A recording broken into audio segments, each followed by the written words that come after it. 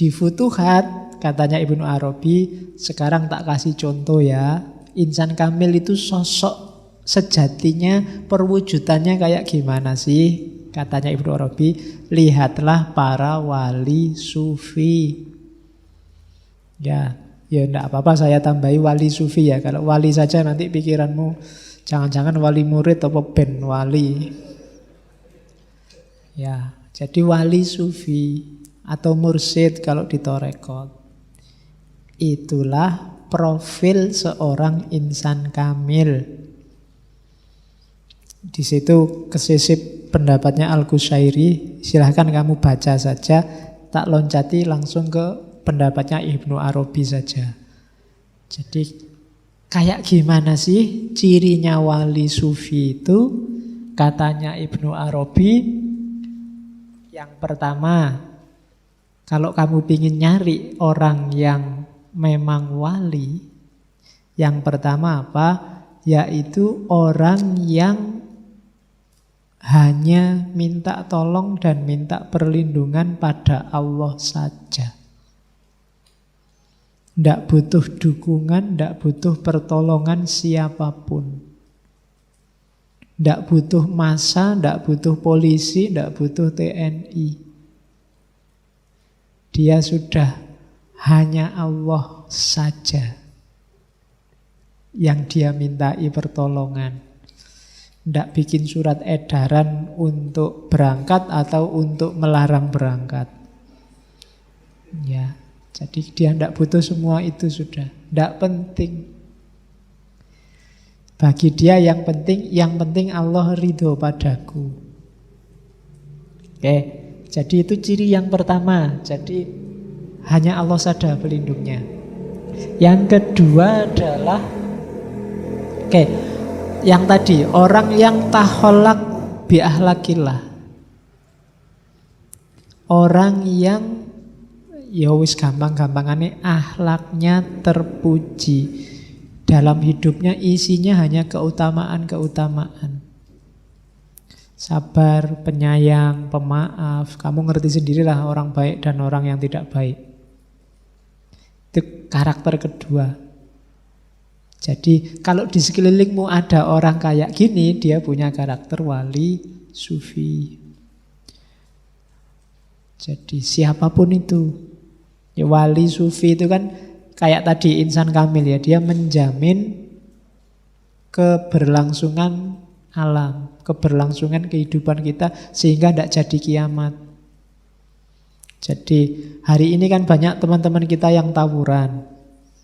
Nah, kenapa kok ini semua sudah rusak, kok tidak kiamat-kiamat ya? Karena mungkin masih ada orang-orang yang karakternya wali sufi ini. Dialah yang menopang.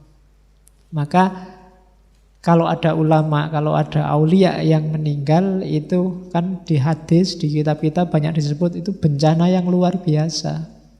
Berarti selangkah lebih dekat dengan kiamat. Jadi orang-orang ini, wali sufi ini kan yang nyambung kita sama yang di atas, sama Allah. Ini kalau HP itu, para wali sufi ini kayak towernya.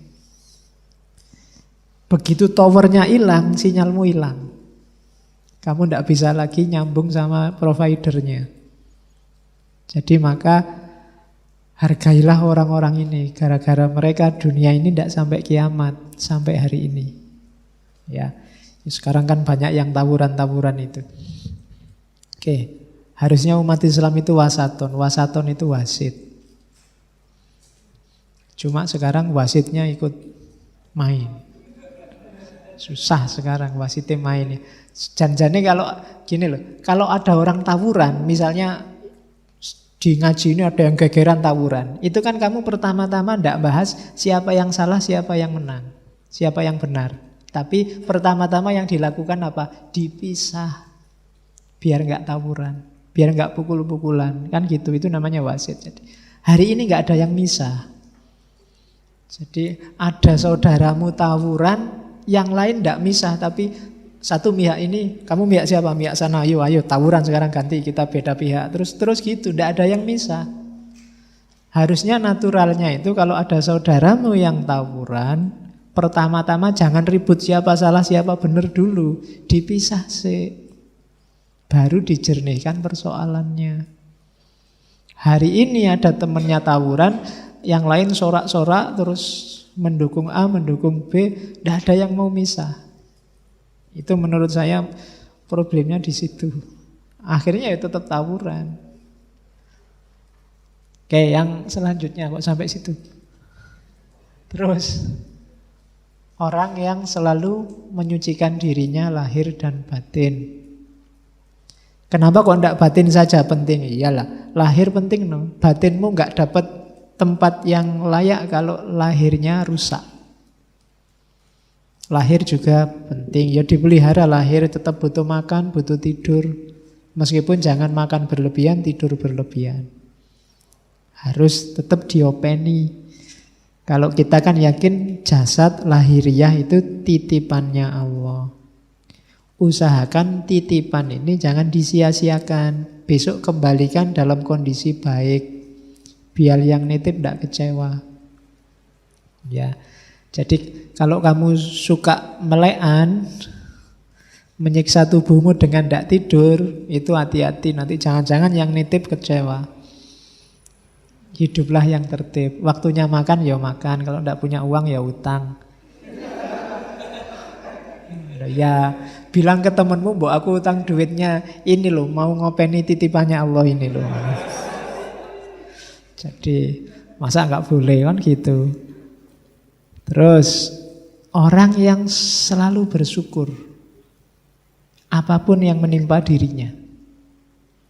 Alhamdulillah. Orang yang sudah jatuh cinta itu dikasih apa saja seneng. Diomeli pacarnya seneng. Apalagi disenyumi. Tidak apa-apa, daripada dicuekin. Jadi apapun, dipukuli, dijiwiti seneng. Itu berarti memang sudah cinta. Beda sama dagang. Kalau dagang itu dikasih nggak enak nggak mau. Maunya dikasih yang enak baru terima kasih. Kita selama ini masih begitu sama Allah. Kalau dikasih enak-enak, kita baru alhamdulillah, wasyukurulillah terus begitu. Begitu dapat nggak enak, gerundel, mengeluh. Apa dosaku?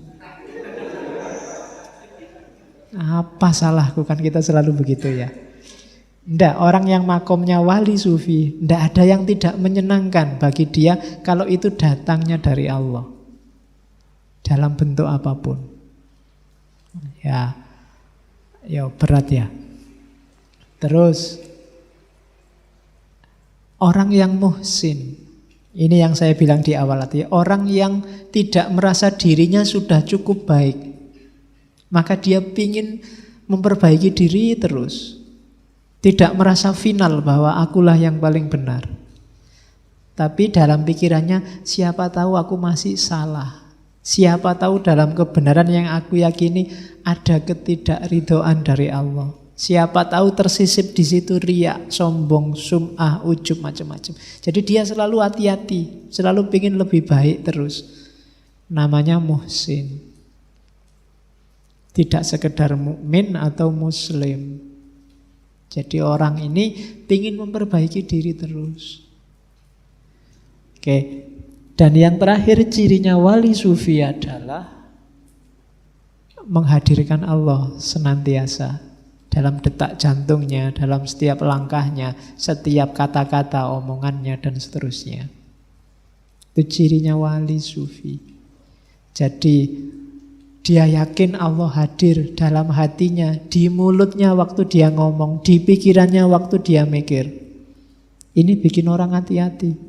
Nggak ngomong sembarangan. Malu sama Allah.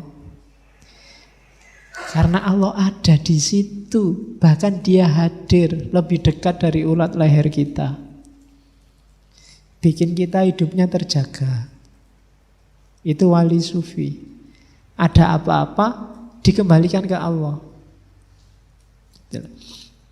Jadi tidak mengeluh, tidak sumpek. Ada cerita seorang wali yang putranya ini diganggu terus sama orang lain. difitnah, diceritakan jelek, dikabarkan jelek. Terus anaknya ini mengadu ke ayahnya yang wali ini. Pak, itu orang itu gimana ya, kok aku dikerjain terus, aku difitnah terus, disusah-susah terus hidupku. Jawabannya wali ini, alhamdulillah nak, masih ada orang yang menyempatkan dirinya, menghabiskan energinya untuk meninggikan derajatmu. Terima kasihlah padanya. Jadi kalau ada yang gitu, kamu jawabannya bisa dipakai. Jadi iya kan, loh, ketika orang mencelamu, melecehkanmu, merendahkanmu, ini kan secara ya dalam dunia sufi itu yang untung besar itu dirimu. Maka terima kasihlah padanya. Dia mau loh menghabiskan energinya untuk berpikir, untuk bertindak, untuk ngomong tentang dirimu. Alhamdulillah, matur nuwun. Ya kan? Ya kalau bahasa teologisnya kan ketika orang menjelekkanmu maka pahala dia dikasihkan ke kamu. Dosamu dikasihkan ke dia. Kan logika ini kan bisa main dan terima kasihlah padanya. Dia mau bercapek-capek ria tanpa dibayar, tanpa dikasih imbalan apa-apa, ngasih kamu pahala, ngasih kamu kemuliaan. Itu wali sufi namanya. Cuma mental kayak gini saya tidak tahu masih hidup apa enggak hari ini. Ya. Sekarang kita menjual diri kita masing-masing sangat tinggi, sangat mahal. Jadi ya semoga hidup kita tidak dimahalkan oleh Allah. Apa-apa jadi susah.